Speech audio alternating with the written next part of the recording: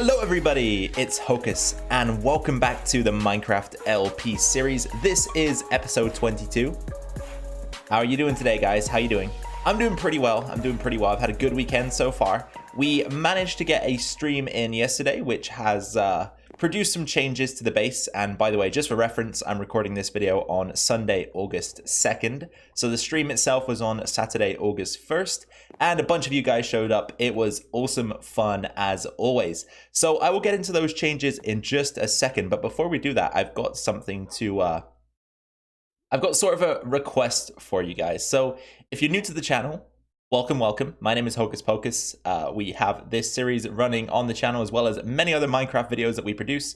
Please consider subscribing. I would greatly appreciate that. And also to all of those loyal and faithful viewers out there, drop a like down below right now. That would be much appreciated. And you can also direct any comments to the comment section down below. With the begging out of the way for today's episode, it is time for the grand reveal of our new floor. So if you were not with me for the stream yesterday, oh, hello, Mr. Slime, then you will not have seen this. So after episode 20, I believe it was, that we worked on the base, I have to say, guys, in all honesty, I was a little bit disappointed with how things turned out.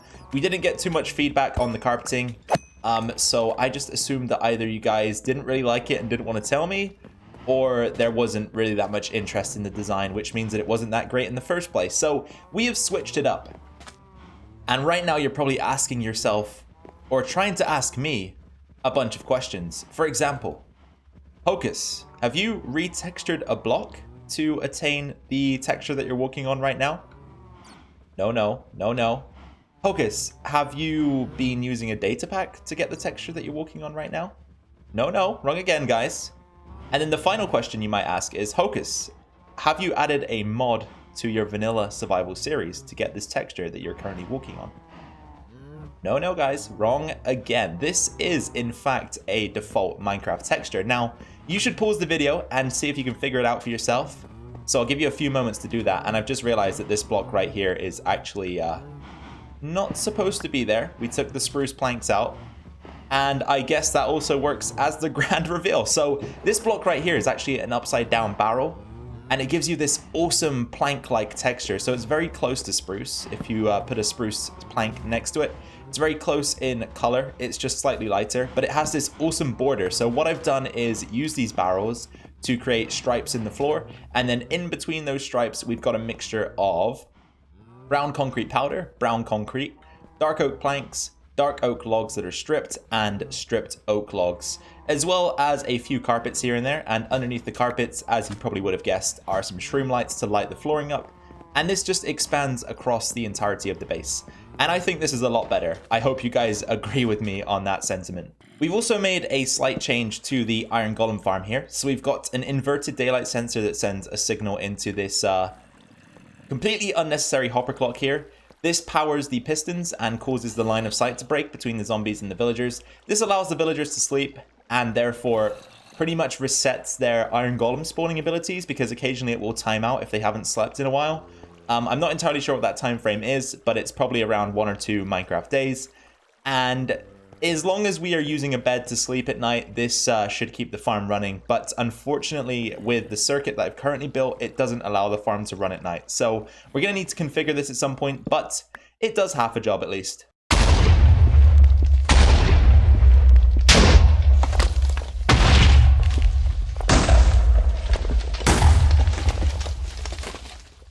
Oh yeah, I still love this farm, guys. It's always super satisfying to use it. And you guys, just check out our spruce supplies now with this tree farm in action. So I'm predicting I've got another quarter chest outside, and of course a lot of that strip stuff did come from the floor.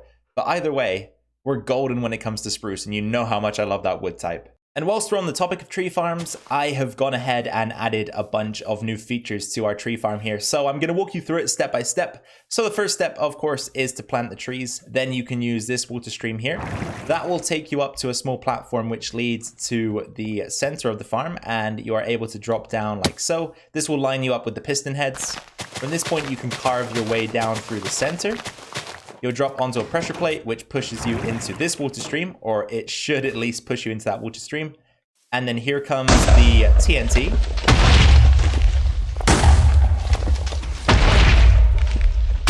And as you can see right there, moments after the tree begins exploding, these outside blocks are forced upwards, which pushes this wood out of the way, and this allows you to just immediately replant the farm, and you can go back to square one and run back through the process as many times as you desire.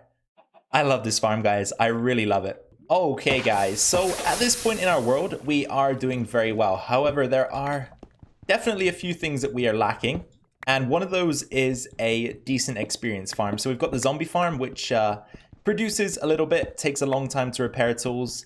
Aside from that, we don't really have much going on when it comes to experience. So today I want to get started on a certain process, which is getting ourselves above the roof of the Nether. And once we're above there, that opens up a lot of opportunities. For example, building a gold farm, which is something that I'm hoping to get started on today, at least lay out some of the groundwork. But the main focus will be to get on top of that nether roof. And then, as I say, from there, we are open to pretty much unlimited possibilities. We can create a bunch of farms up there that will produce for us things like experience, food, gold, that kind of thing. And I think that would just be a great next step for the world here. So I'm going to prepare some resources so that we can make our way up there and also make our way back once we've done so. And then we'll head into the Nether and see what we can do about that situation. Let's take a look at getting above the Nether ceiling or roof, whatever you want to call it.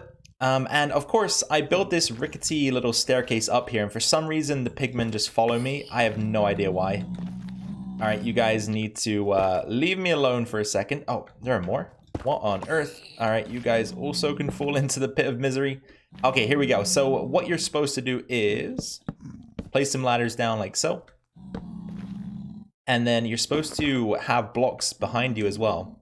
And in the tutorial, it looked very simple. So you climb the ladder, aim your ender pearl just at the top of the block here, right click, and you're up. So it was very simple in the video. It was very simple in real life as well, which is awesome.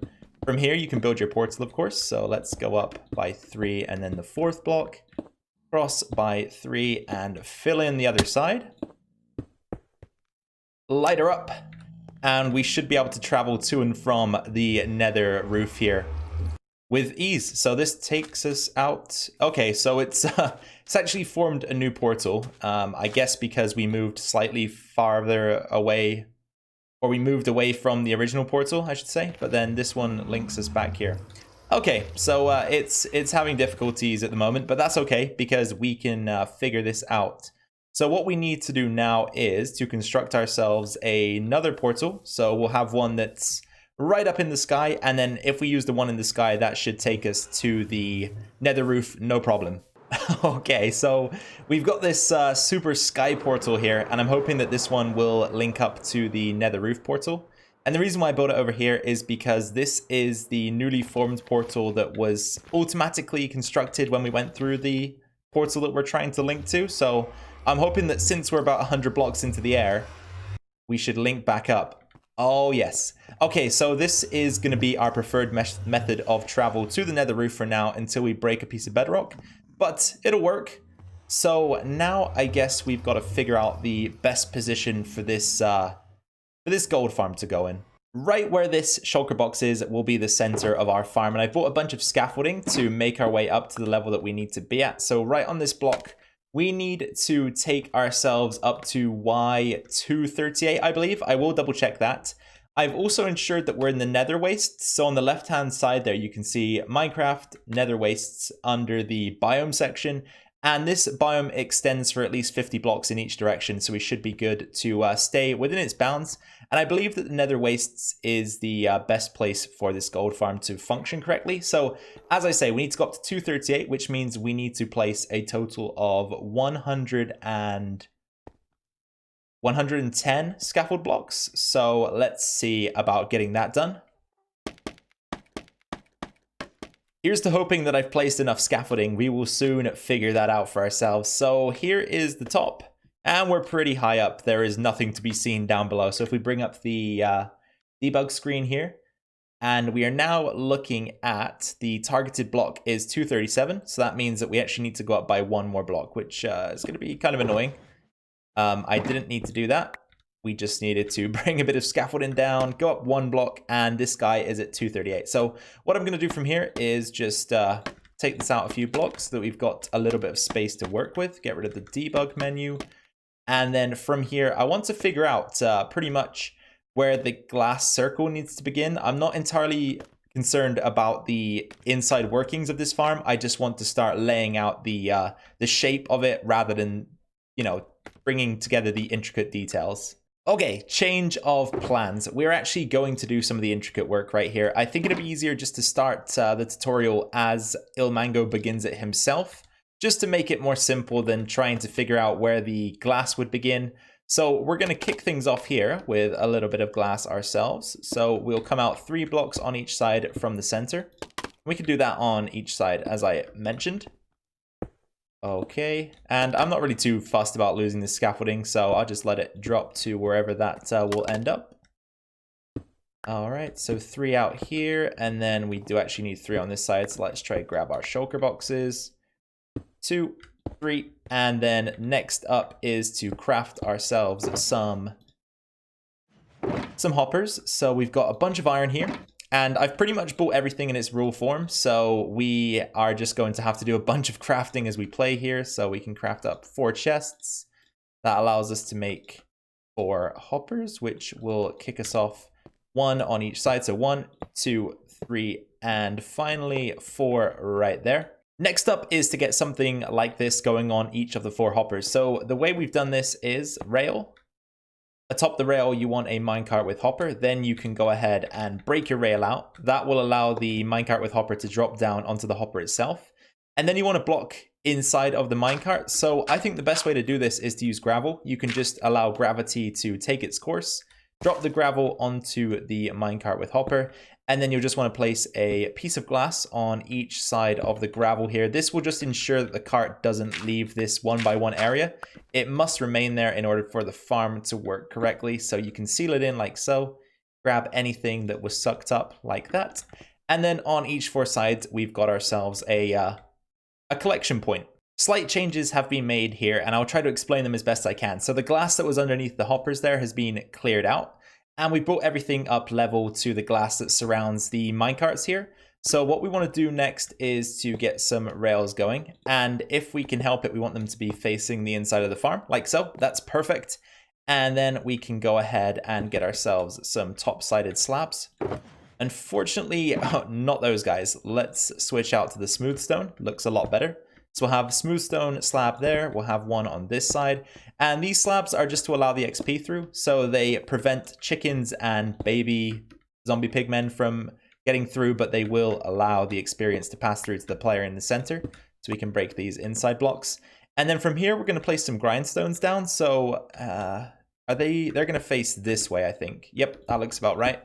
So I'm using these in place of the anvil. I think it will work in a similar fashion because you can see that the grindstone is slightly smaller than a full block, which is the kind of outlay that we're looking for here. So again, we can get those on the sides. We want them like this, 2, 3.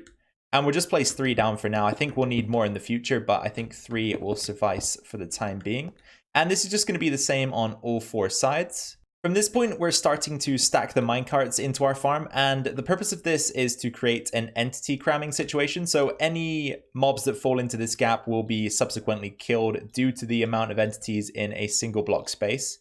So we need 24 carts in total per side, and the final side right here is yet to receive its carts. So let's figure that out. I think first of all, we'll remove this guy. And then what you can do is place the first cart down, and then as long as you're clicking on the rail, you should be able to just continually place carts on the same piece of track. So let's run through here and make sure we get all of those in. And then I can show you the next step before completing that on the remainder of the sides here. So we're about halfway done with the carts, and the entity collision damage works, or entity cramming damage I should say, works in a way that means that if there are more than 24 entities in a single tile space, so there are 24 carts right here, the 25th entity will begin taking damage. So as I say, any pigmen that fall into this gap will be killed by the cramming damage. So from here we need to place 6 blocks. And these are all just temporary. So ourselves as well, we would take damage if we fell in this gap, so we want to be very careful not to do that. So from here, place down some slabs and make sure they're all activated like so. And then we can actually come back here and remove the glass, as they were just temporary blocks for the time being. Okay, let's make sure we get all of that back if we can. And then atop this slab here, we just want to place a piece of carpet because there will be the opportunity for pigmen to spawn here. So we'll just make sure that we outrule that by placing down a nice piece of carpet. Looking good so far, looking good. So slight change once again. I filled in the floor here, so we've got a 3x3 area of glass. And then I've just made a small wall here just to encase ourselves so that we make it a little bit more difficult to fall down below. We don't want to be doing that all too often. So next up is to fill in this gap between the grindstones here. So we can just do something like this. And then on top of this glass, you want to place some slabs in. This is, I believe, to allow the pigmen to see you when you're in the farm so that they continue to be aggroed. You don't want to lose line of sight with them. Otherwise, they can become unaggroed, which isn't what you want. And then what we can do as well is make sure that we are bringing up the grindstones. So let's bring them all the way to the top of the trapdoors here. So that's an extra 4 on each side. 1, 2, 3, and 4. And then I believe this block stays as it is for now.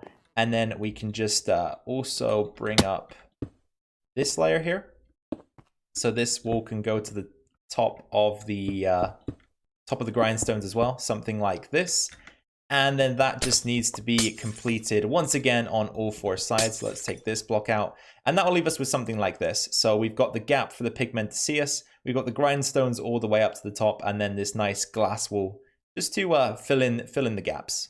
Again, some very minor changes off camera. So I've just added in some chests. These can be used for whatever you like. You can store snowballs in there to anger the pigmen when you want to use the farm. You can store drops in there. Anything you might require to have in the farm at time of use should be stored in these chests. So next up, we need to make ourselves a little way up to the top of the farm here. So I'm going to place down a couple ladders and a trapdoor like so. And we're going to do that on all 4 sides. You only need to do this once. But I think just having things symmetrical is always beneficial. So I'm going to do it on each side here. All right. And then eventually we'll have an AFK zone that'll be somewhere around here. That will allow us to jump onto the top of the chests and then use these ladders. So the reason why we need to be up here is because, once again, as I just mentioned with the snowballs, you need to fire a projectile from the center of the farm at one of the pigmen on the outer rim. That will anger them and get the farm running. So I'm also going to take this opportunity just to add a bit of carpeting to the glass. I think that might look nice. So let's go with carpeting up here. Now, this isn't required because mobs cannot spawn on glass, but just as a slight design detail, I think I'm going to go for it, and doesn't look too bad if I might say so myself. I think we'd actually be okay to take that all the way across if we wanted to. So I might do that, create a little ring around the top here so that we can walk safely across the death holes. I don't really know what to call them, but I think having a ring of carpet like this at the top is pretty cool. So optional design feature if you guys want to do it. Quick pit stop back to base. We need to pick up some stairs. One thing that I didn't remember to bring with me, unfortunately, so we're going to go for a gray texture. I'm thinking that polished andesite would be a good idea. Looks like we've already got some crafted up as well, but we're going to need a lot more than 2 stairs. So let's pop these in here. How many are we going to need? I think we're going to need 12 in total. So let's take another 3 on top of that, and that should do the trick. And you know what? I'm going to bring this andesite with me just in case. You can never have too many building blocks, especially when doing a project like the gold farm on the nether roof. Back in the nether and back at the in-progress gold farm, we've got a couple slight changes to go over. So first of all, we've added in our AFK spot. This is the AFK spot right here, the trapdoor. Standing on it allows us to maintain line of sight with the pigment that will be through this gap here. So that's exactly why the AFK spot is in the position it's in. And then on the outside of the farm, we've just connected things up with a little bit of glass. So we had this column of glass right here, and we've just connected each of them on all 4 sides. And from this point, we can go ahead and add our stairs in. So the stairs are going to go 1 in the middle, 1 on the outside, and then 1 on the other side to surround the middle stair. Now it's important that we make sure that the outside stairs here are the corner stairs like so, and you can Make sure that that is the case by placing them side on. So if you face the block from the side, rather than facing forward, you can get that corner stair. So we want to do that on each of the sides, something like this. And the stairs are in place once again, just to ensure that the pigmen are funneled into the correct area. So once they gather on the stairs here, they'll force each other into the gaps and thus kill themselves. And we will be able to collect our juicy bounty, which is of course the experience orbs. So from here, we need to start taking this farm out by a few blocks so that we can create the inner ring. But I'm actually not going to go very far with that process. So I'm just going to take it out by the 20 that are required on each side. So that's 1, 2, 3, 4, 5, 6, 7, 8, 9, 10, halfway, 11, 12, 13, 14, 15, 16, 17, 18, 19, and the 20th block. So we need a strip like this on each of the 4 sides. 15, 16, 17, 18, 19, and 20. So this is what we're left with. I'm going to try get an aerial view here for you guys. So we've got our AFK area in the middle, and then this glass that expands on the outside is going to be the inner ring of unspawnable blocks. So surrounding these unspawnable blocks will be the spawning platforms for the pigmen. But I think this is where I'm going to leave it because, whoops, a bunch of you guys in one of my recent streams actually said you'd like to see me do this on stream. So if I leave it in this position, that means that it'll be easy to pick up once we get back to streaming. Hopefully at some point this weekend if I figure out the time. So stay tuned for that, you guys. Stay tuned for it. Alright then guys, welcome back to this episode for the last time for today. I hope that you enjoyed this one.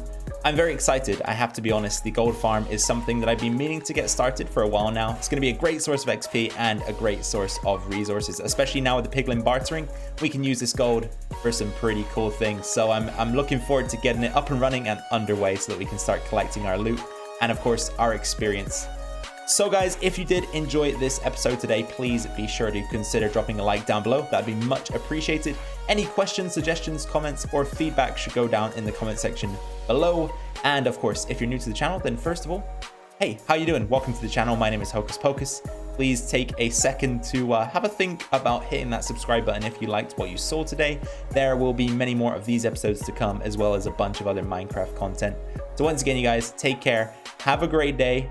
Hope you enjoyed the episode, and I'll see you in the next one. Bye for now.